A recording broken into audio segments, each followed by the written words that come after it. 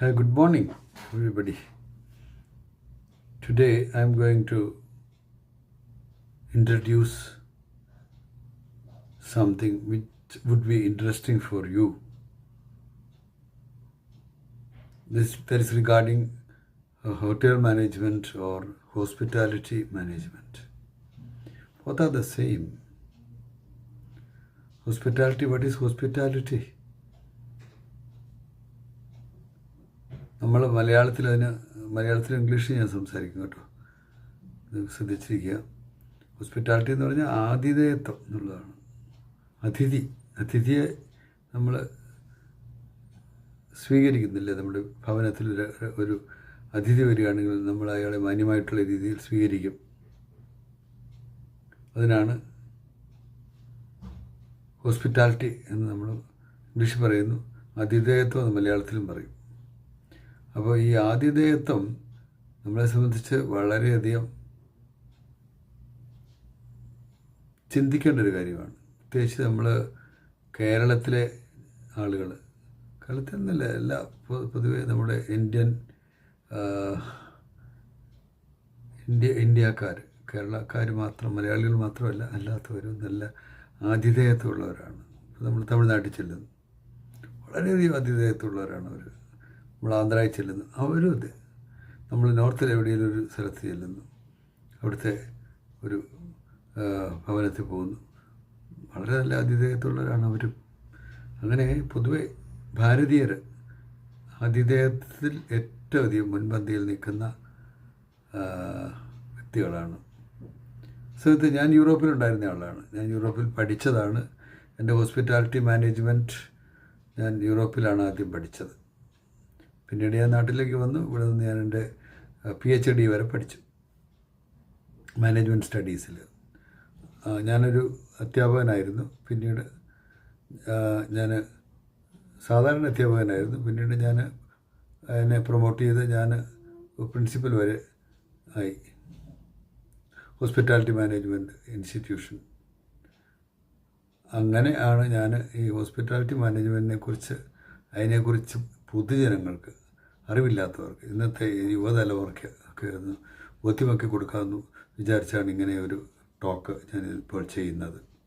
എൻ്റെ doctor thesis creation അല്ലെങ്കിൽ thesis production എന്ന് പറയും, ഞാനത് ചെയ്തുകൊണ്ടിരിക്കുന്നത്. നേരത്തെ ഞാൻ അത് ഈ ചാനലുണ്ടാക്കിയത് തന്നെ ജർമ്മൻ ലാംഗ്വേജ് പഠിപ്പിക്കാനായിരുന്നു. ഞാനത് A1 A2 ലെവലിൽ പഠിപ്പിച്ച് തന്നെ നിർത്തിക്കളഞ്ഞു.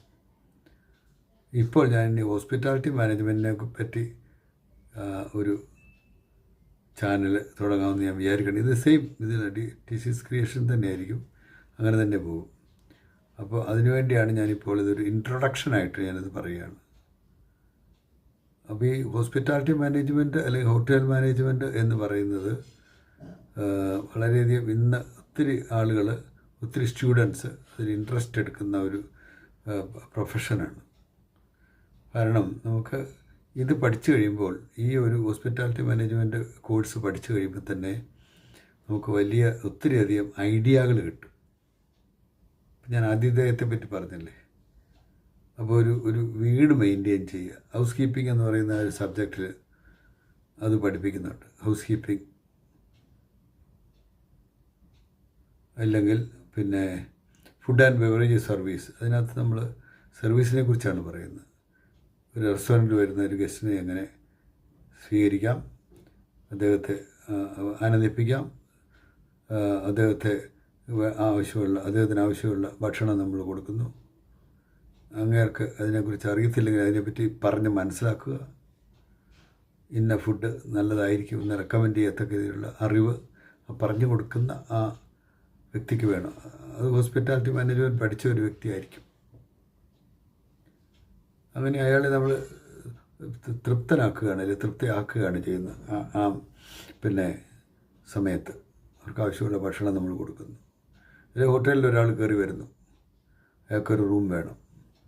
അയാൾ വരുന്നത് സാധാരണഗതിയിൽ റൂം നമ്മൾ റിസർവ് ചെയ്തിട്ടാണ് പോകുന്നത്. പക്ഷേ അങ്ങനെ ചിലപ്പോൾ വാക്ക് ഇൻ ഗസ്റ്റായിട്ട് വരുന്നവരുണ്ട്. അപ്പോൾ വാക്ക് ഇൻ ഗസ്റ്റായിട്ട് വരുന്നവർ, ഉദാഹരണത്തിന് അവർക്ക് പെട്ടെന്നൊരു ആവശ്യം വന്നതാണ്, അവരൊരു സിറ്റിയിൽ വന്നു, അവർക്ക് പെട്ടെന്ന് റൂം വേണം, നേരത്തെ ബുക്ക് ചെയ്യാനൊന്നും പറ്റിയില്ല. അതാണ് വാക്ക് ഇൻ ഗസ്റ്റ് എന്ന് പറയുന്നത്. അപ്പോൾ അങ്ങനെ വാക്ക് ഇൻ ഗസ്റ്റായിട്ട് വരുന്നവർക്ക് റൂം വേണം. അപ്പോൾ അവർക്ക് ആ റൂമിനെ പറ്റിയുള്ള പല കാര്യങ്ങൾ അറിഞ്ഞിരിക്കണം. അപ്പം ഹോസ്പിറ്റാലിറ്റി മാനേജ്മെൻറ്റ് പഠിച്ച ഒരാളാണെങ്കിൽ ഇതൊന്നും പ്രത്യേകിച്ചൊരു പുതുമയല്ലേ, കാരണം അയാളുടെ തന്നെ പ്രൊഫഷനാണത്. പെട്ടെന്ന് അത് കണ്ടുപിടിച്ച് ഇന്ന സ്ഥലത്തൊക്കെ നല്ല മുറികളുണ്ട്, ഏതെല്ലാം കാറ്റഗറി ഹോട്ടൽസ് ഉണ്ട്. ഉദാഹരണത്തിന് നോൺ സ്റ്റാർ കാറ്റഗറി ഉണ്ട്, സ്റ്റാർ കാറ്റഗറി ഹോട്ടൽസ് ഉണ്ട്. അത് 1 സ്റ്റാർ തുടങ്ങി 5 സ്റ്റാർ ഡീലക്സ് വരെയുണ്ട്. 7 സ്റ്റാറും ഉണ്ട് ഇപ്പോൾ കേട്ടോ. അപ്പം അങ്ങനെയുള്ള ഹോട്ടൽസൊക്കെ ഉണ്ട്. അവിടെ പോയി നമ്മൾ താമസിക്കുന്നു. അപ്പോൾ അവിടെ തന്നെ താമസത്തിൽ തന്നെ പല രീതിയിലുള്ള കാര്യങ്ങളുണ്ട്. ഒന്ന് 12 noon ചെക്ക് ഇൻ എന്ന് പറയും. നമ്മളതിനെപ്പറ്റി പിന്നീട് വരുന്നുണ്ടത്. 12 noon ചെക്ക് ഇൻ എന്ന് പറഞ്ഞാൽ നമ്മൾ 12 മണിക്ക് നമ്മൾ ഉച്ചയ്ക്ക് 12 മണിക്ക് ചെക്ക് ഇൻ ചെയ്യുന്നു. അടുത്ത ദിവസം 12 noon വരെ നമുക്കവിടെ താമസിക്കാം, ആ ഒരു ദിവസത്തെ വാടകയ്ക്ക്. അല്ലാതെ 24 hours ചെക്ക് ഇൻ ഉണ്ട് എന്ന് പറഞ്ഞു കഴിഞ്ഞാൽ അത് 24 മണിക്കൂർ നമുക്കവിടെ താമസിക്കാം, ഏത് സമയത്ത് വേണമെങ്കിലും പോയി ചെക്ക് ഇൻ ചെയ്യാം. അങ്ങനെ 2-3 രീതിയിലുള്ള ചെക്ക് ഇൻ രീതികളുണ്ട്. അപ്പം നമ്മൾ ഇതിനെപ്പറ്റിയൊക്കെ ഒരു അറിവുണ്ടെങ്കിൽ മാത്രമേ നമുക്കൊരു ഹോട്ടലിൽ പോയി താമസിക്കാൻ പറ്റുള്ളൂ. നേരത്തെ തന്നെ നമ്മൾ ബുക്ക് ചെയ്തിട്ട് റിസർവ് ചെയ്തിട്ട് പോകുകയാണെങ്കിൽ നമുക്ക് റിസർവേഷൻ കോഡ് തരും, നമ്പർ നമ്മൾ അവിടെ ചെന്ന് അത് പറഞ്ഞാൽ മതി. അപ്പോൾ അതിൻ്റെ ചിലപ്പോൾ അഡ്വാൻസ് അവർ അയക്കാൻ പറയും, അത് അയച്ചു കൊടുക്കുക. ഇല്ലെങ്കിൽ അവിടെ കയറി ചെല്ലുമ്പോൾ നമ്മൾ പൈസ അവിടെ കെട്ടിയാൽ മതി. അപ്പോൾ എത്ര ദിവസത്തേക്കുള്ള വേണമെന്നുള്ളതൊക്കെ നേരത്തെ പറയണം, അതൊക്കെ ബുക്ക് ചെയ്യുമ്പോഴേ. അല്ല ഇപ്പം നമ്മൾ പെട്ടെന്ന് വാക്ക് ഇൻ ഗസ്റ്റായിട്ട് ചെല്ലുകയാണെങ്കിൽ നമുക്ക് ഒരു 3 ദിവസം അവിടെ താമസിക്കണം. നമ്മളതനുസരിച്ച് ഏത് റൂം വേണം, ഏത് കാറ്റഗറി റൂം വേണം, സിംഗിൾ റൂം വേണോ, ഡബിൾ റൂം വേണോ, ട്വിൻ ബെഡഡ് റൂം വേണോ, അതേപോലെ സ്വീറ്റ് എന്ന് പറയും, സ്വീറ്റ് റൂം എന്ന് ചിലർ പറയും, SUITE സ്വീറ്റ്. ചിലർ സൂട്ടെന്നൊക്കെയാണ് പറയുന്നത്. സൂട്ടെന്ന് പറയുന്ന റൂമല്ലത്. സൂട്ടെന്ന് പറയുന്നത് നമ്മൾ ധരിക്കുന്ന വസ്ത്രമാണ് സൂട്ട്. SUIT. അത് അതിനെപ്പറ്റി അറിവില്ലാത്തതുകൊണ്ടാണ് അങ്ങനെ സൂട്ടെന്നൊക്കെ പറയുന്നത്. സ്വീറ്റ് എന്നാണ് യഥാർത്ഥത്തിൽ പറയേണ്ടത്. അപ്പോൾ ഞാൻ ജർമ്മനിൽ ആണിത് പഠിച്ചത്. പക്ഷേ ജർമ്മനിൽ ഞാൻ ക്ലാസ് എടുത്തിട്ടുമുണ്ട്.